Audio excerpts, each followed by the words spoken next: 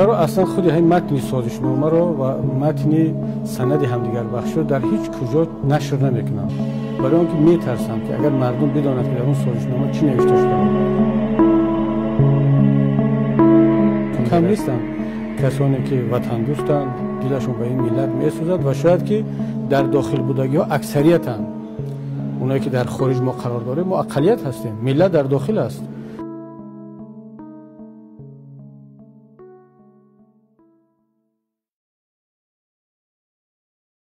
به نام خداوند بخشنده مهربان، در یک صحبت دیگر هستیم با استاد محی‌الدین کبیری در موضوعهای مختلف.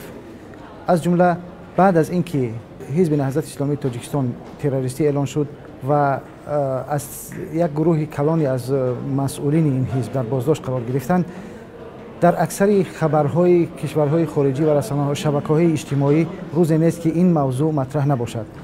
به خصوص درباره بازداشت شدگان استاد عزیز وقتی که صحبت میکنیم معمولا هیچ صحبتی نیست که ما بدون یاد از این بازداشت شده ها برگزار کنیم و این البته از یک طرف مهم هست به خاطر اینکه ما اونها را فراموش نکنیم، ولی از طرف دیگر واقعا هم یک موضوع مهم برای تمام جامعه است که یک حکمی واقعا ظالمانه است.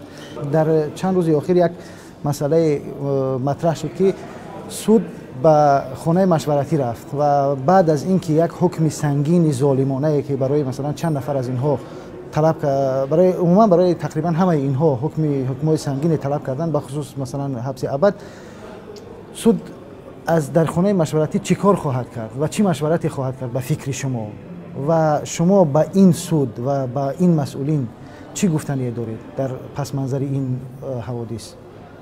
بسم الله الرحمن الرحیم.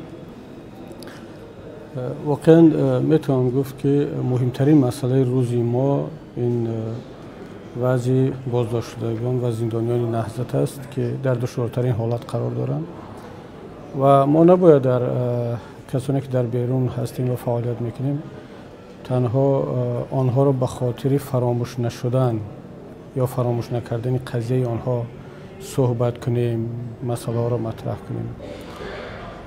اگر هدف تنها فراموش نکردن آنها است این کاری نیست، چون بالاخره آنها را ما هیچگاه فراموش نخواهیم کرد. وظیفه ما و شما باید آن باشد که چگونه آنها را آزاد کنیم و ما باید تصور کنیم هر روزه که آنها در زندان هستند و چه مشکلات رو برو میشوند، چون وضعیت یک طوری بود که حال هیچ کس گفته نمیتونست که زندان میشود که در بیرون میماند. اونایی که امروز زندانی شدن ولی از خودگذشتگی نشان دادن، جسارت نشان دادن و زندانی شدن، ولی برادران کسانی که یک روز پیشتر حتی چند ساعت زودتر اقدام کردن اونها از این مصیبت رهیدن.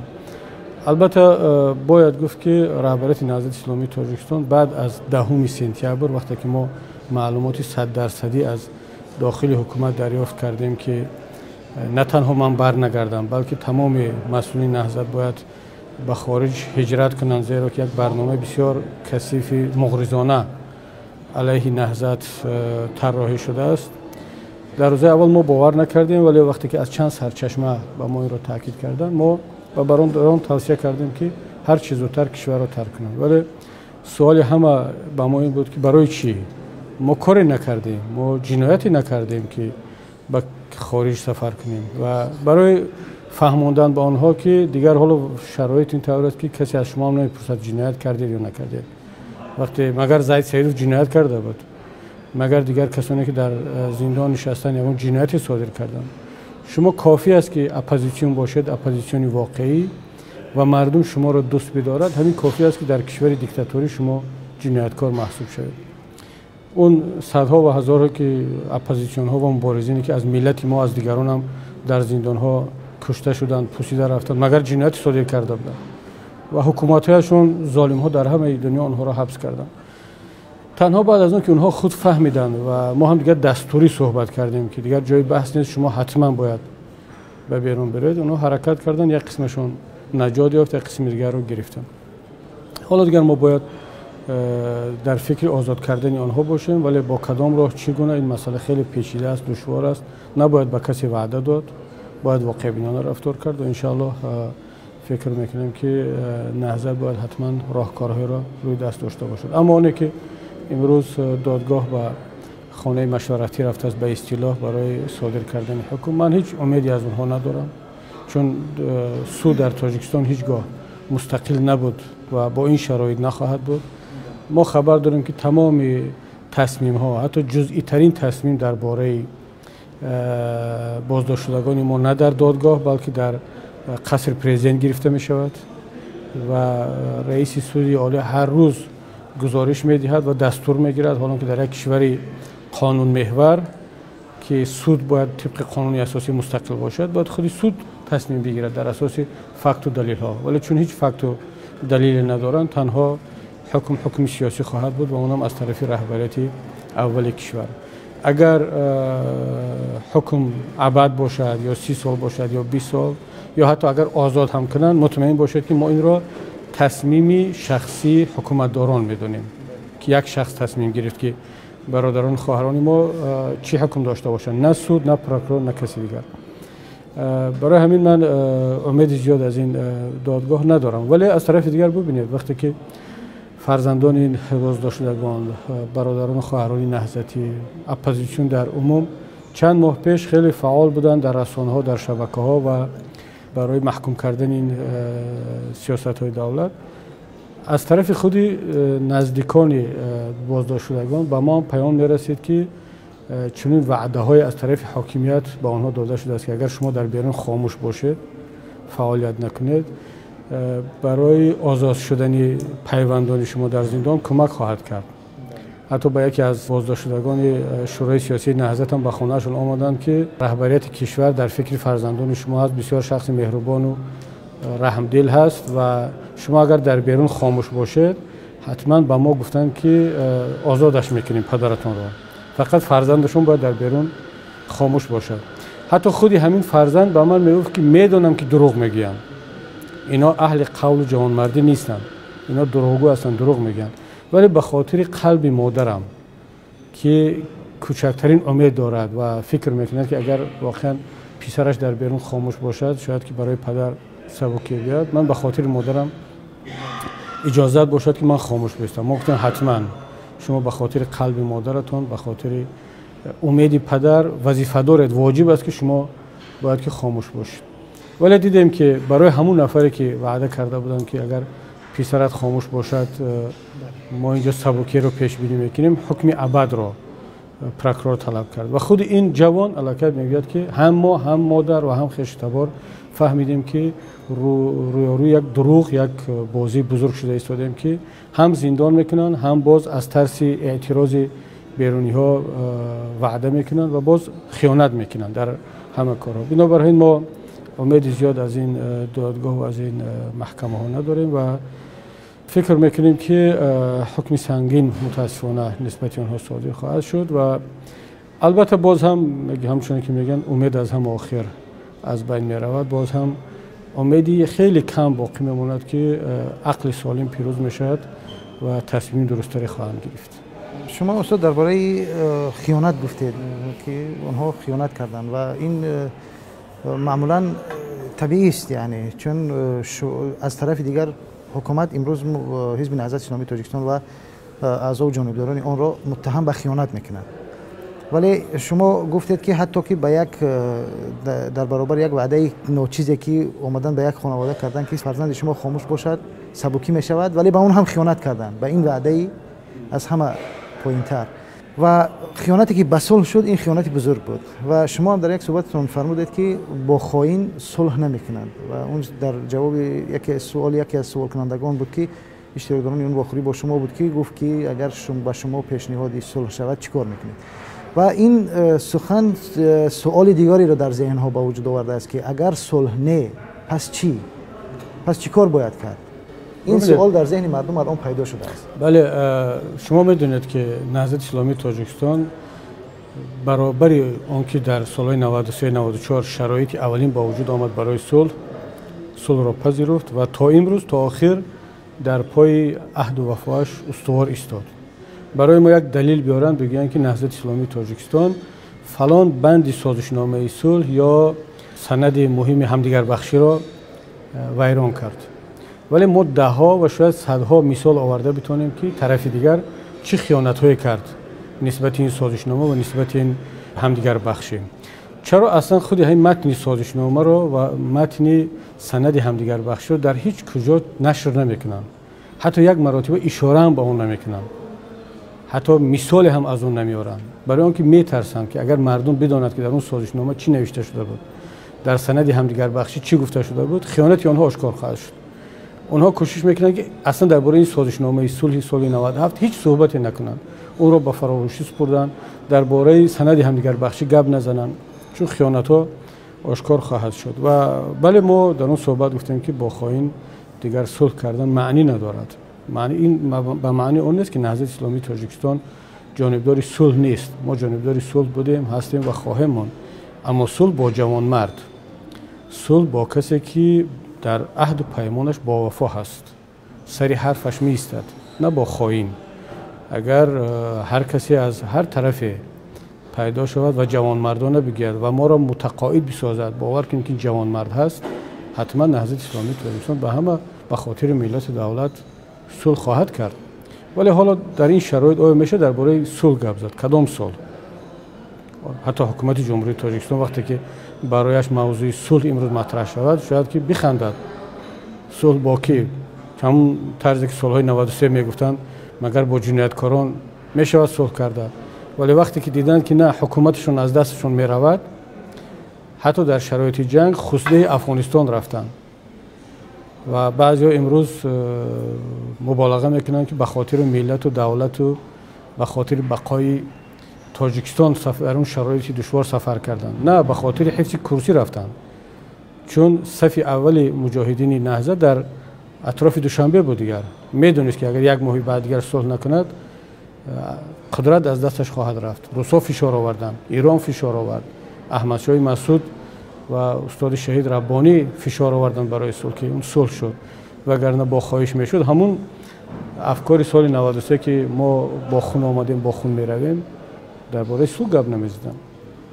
بعد از اون که خرشون به اصطلاح تاجیکی از لای گذشت، دیگر در موضوع صحبت و گفتگو با اپوزیسیون اصلا خبری نبود. دیگر اون وقت به خصوص افغانستان مجبور بودن رفتن، ولی بین اداره ما در دوشنبه و قصر ریاست جمهوری چند صد متر بود.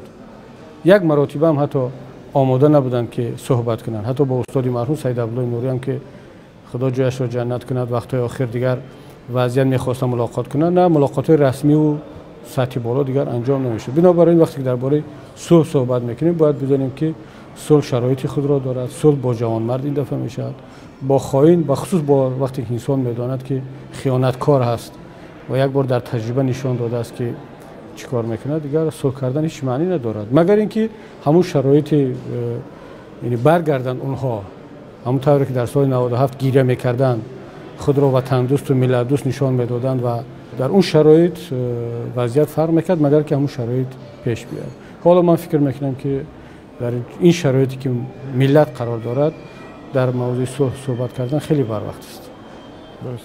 استاد، یک مسئله دیگر هم هست که وقتی که ما درباره صلح صحبت میکنیم معمولا همون یک اتحاد نیروهای اپوزیسیونی که در اون سالها شکل گرفته بود پیش نظر میاد و امروز هم مسئله اتحاد در بین نیروهای مخالفین، گروه‌های سیاسی مخالف حکومت و همچنین در محفل‌های روشنفکران بیرون از کشور خیلی زیاد به چشم می‌خورد که درباره یک ائتلاف، یک اتحاد صحبت می‌شود. ولی ما چگونه که می‌بینیم مثلا در درست است که یک همکاری بین نیروهای اپوزیسیون وجود دارد در عموم، ولی به شکل مثلا اونگونه که اونها می‌خواهند و مثلا گاهی می‌بینید که از نهضت یک انتقادایی میکنند و گاهی می‌بینید که باز دوباره به نهضت رجوع میکنند و میگویند که باید که نهضت در متن حرکت قرار گیرد. شما نظر شما در عموم با یک اتحاد نیروهای مخالفین چه هست؟ آیا امکان دارد مثل سالهای گذشته یک اتحاد قوی مخالفین شکل بگیرد و یک مبارزه درست انجام شود؟ ولی مثلا چگونه که یادمون هست چند پیش تمام مخالفین آمدن در افغانستان، تمام قدرت و نیروی اصلی در اختیار نهضت بود، تمام امکانات از نهضت بود، تمام نیرو از نهضت بود ولی چند گروهی از مخالفین اومدن با نهضت همراه شدن و بعدا ادعا کردن که نهضت تنها 20% یا 25% اپوزیسیون بود. و آیا امکان ندارد که یک چنین چیزهایی در آینده در بین یک اتحاد یا که یک انجمن یا هر چیزی که از مخالفین شکل بگیرد با وجود بیاید؟ ببینید، نهضت اسلامی تاجیکستان این مسائل را در چارچوب تصمیم‌های جدی سیاسی حل و فصل می‌کند.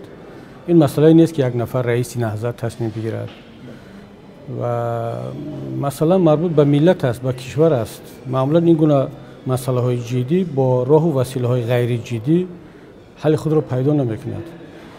مسئله ائتلاف، اتحاد بین نیروهای اپوزیسیون نه در زیلا حل می‌شود، نه در فیسبوک حل می‌شود، نه در صحبت یک نفر و دو نفر. اگر که این گونه مسئله در اینترنت حل شود، باز در هم اینترنت از بین می‌رود، چون که ما شاهد هستیم. اگر واقعا ما می‌خواهیم که اتحاد واقعی باشد، قوی باشد، دوامناک باشد، با هدف‌های بلند باشد، باید که خود آماده شوی این اتحاد، گفتگوها، هدف‌ها هم باید مناسب باشد. نهضت اسلامی تاجیکستان این مسئله رو در ریاست عالی بررسی کرد، یک روز کامل بخشیده شد، قرارها قبول شدند و نهایتاً به این نتیجه رسیدیم که هیچ نیروی به تنهایی در تاجیکستان نمیتواند کار را انجام بدهد. حتما باید همکاری ها باشد، چه با نیروهای در بیرون و چه با نیروهای در داخل، که در داخل هم کم نیستند کسانی که وطن دوستند، دلشون به این ملت میسوزد و شاید که در داخل بودگی ها اکثریتند. اونایی که در خارج ما قرار داریم ما اقلیت هستیم، ملت در داخل است. نباید که وقتی که اتحاد میگیم یا ائتلاف میگیم همون سه چهار نیرو یا شخصیتایی که در بیرون هستند و اونم متاسفانه بیشتر در شبکه و اینترنت فعال هستند، نه در بین مردم. منظور نباید این باشد. این یک. دوم اینکه نباید این گونه ائتلاف و اتحاد علیه کسی یا چیزی باشد. باید برای کسی یا برای چیزی باشد. ما برای ملت باید اتحاد کنیم، نه علیه کسی. بعضی حالا به این نظرن که حالا مهم که ما اتحاد کنیم ضد فلانی که از بین رفت، بعد میشینیم مشورت میکنیم چی باید کرد. ما میگیم نه، ما ضد کسی اتحاد نخواهیم کرد. ما برای ملت، اگر برای ملت، برای آینده کشور هست، بله، نهضت اسلامی تاجیکستان آماده است با همه شخصیت‌ها، با همه نیروها متحد باشد، یک جای فعالیت کنه. اما باید واقع بینانه رفتار کرد، نه برای هنگامه، نه برای ترساندن کسی، نه برای ناراحت کردن کسی. مثلا جوانان بسیار هم با ناموس و با غیرت تاجیک ولی یک کمی احساساتی گاه به من مراجعت میکنن، میگن بیا با هم بشینیم اعلان کنیم فلانی خیلی میترسد، ناراحت میشه. خیلی این تفسیر یا مسئله گذاری بچگانه است که آیا ما به خاطر ترساندن و ناراحت کردن کسی ائتلاف میکنیم یا به خاطر رسیدن برای یک هدف بلند که اون هم آزادی ملت و کشور از این ظلم و بی‌عدالتی است. بنابر همین باید این مسئله رو خیلی آرام قدم به قدم بررسی کرد، یکدیگر رو خوب شناخت. بعداً باید همگان قبول کنند که شرایط فرق کرده است از شرایط سالهای 90. دیگر نه اون حالت سالهای 90 هست، نه دیگر استاد نوری و استاد همت‌زاده و استاد تورجانزاده هست در یک طرف، نه استاد لطیفی و حبیب سنگین و دولت خدانظر و شخصیت‌های خیلی با آبرو قوی در طرف دیگر هستند. حالا زور نزند هیچ کس، دیگر استاد نوری دوم نخواهد آمد، دیگر استاد همت‌زاده بعدی نخواهد آمد، دیگر لطیفی و شخصیت‌های دیگر از طرف دیگر هم نخواهد آمد. هر کس میتونه خودمون رو رئیس و رهبر و دعواهای بلند کنیم، ولی واقعیت ها چیزی دیگرن. امروز ملت دیگر به پیشوا نیاز ندارد، ملت به رهبر و رئیس و ائتلاف‌های به نام وجود ندارد. امروز ملت به کسانی عادی، خاکسار، سرسپرده و اهل کار نیاز دارد. اون وقتی که این شخصیت‌های قوی آمدن اتحاد نیروهای اپوزیسیون رو تشکیل کردن، حداقل در افغانستان ده ها هزار، نزدیک 100,000 مهاجر بود، 10,000 نیروی رزمنده بود که بعد در بین آنها 40-50 شخصیت قوی همچون رهبر با وجود آمدن که یک حرکت قوی رو شکل دادن. امروز چند نفر مهاجری که داریم در بیرون همون قدر رئیس است. به شماره هر یک مهاجر در بیرون همون قدر با رئیس است و حتی یک نفرش آماده نیست که نزد نفر دیگر بیاد برای سلام علیک کردن، صحبت کردن. فقط منتظر است که فلانی به من زنگ بزند، بیاد نزد ما، بیاد ما در زل اینترنت اعلام کنیم که با فلانی نشستیم و صحبت کردیم. خیلی رفتارهای بچگانه و هنگام طلبانه هست. اگر واقعا میخوان کاری جدی انجام داده شود باید آرام، دوامناک، نه برای مطبوعات. 90% کار باید غیر مطبوعاتی باشد و اگر لازم باشد 5-10% فعالیت رو میشد مطبوعاتی کرد. ولی دوستان وقتی که میبینیم که نه 95 شاید 100% کار رو فقط مطبوعاتی به خاطر مطبوعات انجام میدن، مگر این کار ائتلاف است، کار اتحاد است. بنابراین من بار دیگر تکرار میکنم و بارها گفتم، حالا هم تکرار میکنم که نهضت اسلامی تاجیکستان با کمال مسئولیت به سوی همکاری حرکت خواهد کرد و ما آماده هستیم. خودمون میرویم، خودمون صحبت میکنیم، ولی با انسان‌های جدی، مسئولیتناک و اونهایی که واقعا برای آینده کار میکنن، نه برای امروز. در چند روز اخیر شما در کشورهای مختلف سفر کردید و با تاجیکان ملاقات کردید، با واخوری کردید، با شخصیت‌ها، با مردم. وضعیت امروزی نهضت رو در خارج کشور چگونه دیدید و برای مثلا با اون شکلی که در واخوری ها با شخصیت ها و با مردم شما روبرو شدید، آینده رو چگونه میبینید؟ ببینید بعد از سپتامبر تقریبا 3-4 ماه همه در حالت شاک بودند. از یک طرف حکومتداران فکر کردند که مسئله تمام شد، اکثریت را زندانی کردند، باقی در خارج قرار گرفت و چیزی الان در صحنه سیاسی کشور با نام نهضت وجود ندارد دیگر.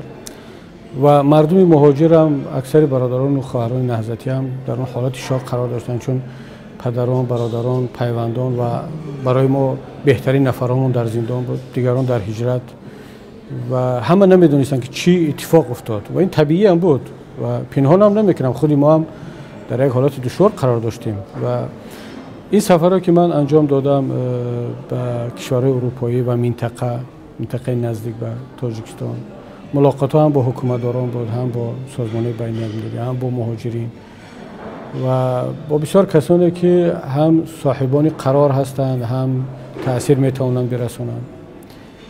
به این نتیجه رسیدم که ملت دارد آهسته آهسته به خود می آید. حتی میتوانیم گفت که الکی به خود آمد و اولین خلاصه این است که نهضت برخلاف اون باوری بعضی ها نه تنها از بین نرفت بلکه وارد یک مرحله نو شد و یک کمی جدی‌تر.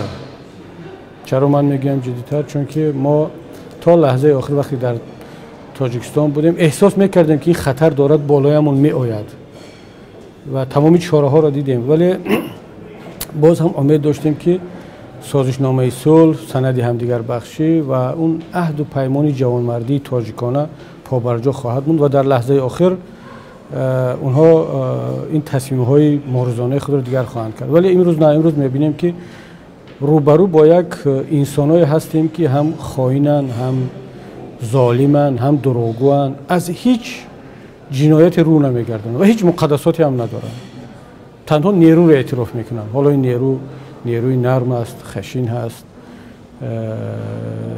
بالاخره نیرو باید باشد، نیروی سیاسی، مطبوعاتی، نیروی انسانی و همه گونه نیرویی که برای یک ملت مبارز ضرور هست.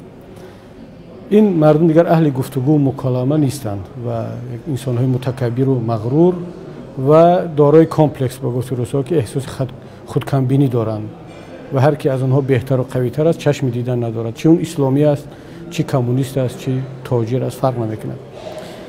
این واقعیت رو امروز همگان قبول کرده ایستادند. چرا الان یک حرکت جدید آغاز شد که همه تلاش میکنن با هم باشن، یک برنامه جدی داشته باشن، دیدن که دیگر نه، با یک طرف بسیار ظالم ولی جدی دارن مناسبت میکنن. اون طرف دیگر شوخی بازی ندارد، میکشد، زندانی میکند، مصادره میکند، با زن و بچه و پیر و پیرمرد و پیرزن رحم ندارد این طرف مردم دارن در چارچوب تنها اخلاق و فرهنگ و دین و ارزش‌های ملی صحبت میکنن. خیلی واقعا دشوار است وقتی که شما همیشه در چارچوب قانون و معنویات رفتار میکنید، طرف دیگر بدون هیچ وابستگی به یگان معیار و مقدسات رفتار کرده ایستاده است و مردم دارند به خود میان بیدار شده ایستادن و نکته از همه مهم این است که جامعه جهانی هم دارد بیدار میشه. من صحبتایی که اخیراً داشتم و سخنرانیایی که داشتیم در دانشگاه‌ها، در محفل‌ها، احساس کردم که مردم در جامعه جهانی دارند بیدار میشن. حتی این جمله رو هم که اخیراً دیروز من در این یکی از محفل‌ها بعد از سخنرانی ما شنیده شد، یکی از شخصیت‌های خیلی مؤثر در جهان اسلام گفت که امروز در هیچ نقطه از جهان اسلام مصیبت بیشتر از مصیبت ملت تاجیک نیست، فقط اونها دارند درونی میسوزند. در سوریه، در عراق، در تمام نقطه‌های داغ جهان اسلام آتش و علنگه دیده میشود، دود دیده میشود، ولی در تاجیکستان یک ملت درون به درون میسوزد، در زندان‌ها، در خانه‌ها، ولی دود این آتش رو کسی جز از خود این مردم نمیبیند که امروز باید رسیدگی شود. امروز شما در گزارش‌های بین المللی میبینید که دیگر تاجیکستان همچون یک کشوری از همه خودکامه شناخته می شود. رهبریتش نه تنها همچون دیکتاتور بلکه جزء دیکتاتورهای مجنون هم شناخته شد و همگان میدونند که این ملت مظلوم با چین یک مصیبت روبرو است. بنابراین من فکر میکنم که ما وارد یک مرحله نو شده ایستادیم و نباید دیگر ضعف نالی کرد، تکیه به کدام ملت کشور سازمان کرد و همیشه در نزد دیگران رفت شکایت کرد که باید دل آنها به ما بسوزد، رحم کنند، کمک کنند. نه، حالا جهان واقعیت این است که هیچ کس مظلوم و ضعیف را نمیپذیرد. با ضعیف هیچ کس مناسبت خوب نمیکند. یک روز نان میتید، دو روز کمک میکند، دو روز میگه راحت رو خودت پیدا کن. بنابراین ملت ما باید برگردد به همون روحیه مبارزه و مقاومتی که طول هزار سالها ملت را نجات داده است در مقابل همه گونه اجنبی ها، در مقابل عرب و عجم و ترک و مغول و اروپایی و آسیایی و روس. در مقابل همه ملت رو فقط روحیه مبارزه و مقاومت نجات داد.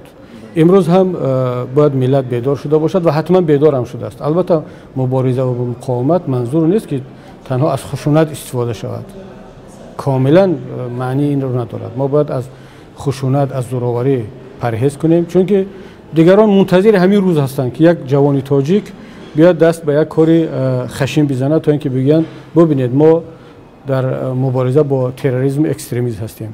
وقتی که من مبارزه میگم، مقاومت میگم، مقاومت فکری، مبارزه فکری با قلم، با سخن، ولی خیلی هم با شدت و از تمام وسیله‌های مصالحت آمیز که از آن جمله نیروهای مردمی رو باید هم بسیج کرد، باید استفاده بریم. اما نباید ما حالا مردم را دعوت به انقلاب یا به کدام حرکت مردمی دعوت کنیم، چون این هر گونه دعوتی که زمینه مردمی نداشته باشد اون به ناکامی دچار خواهد شد. مردم خود را فریب خورده حساب میکنند. بنابراین خیلی هم باید که صبر داشت، تحمل داشت و کار رو پیگیرانه انجام داد. انشاءالله من باور دارم که میرسد روزی که تمام ملت یک پارچه با یک صدا خواهد گفت که بس، من دیگر صبر و طاقت تحمل کردن این ظلم رو ندارم.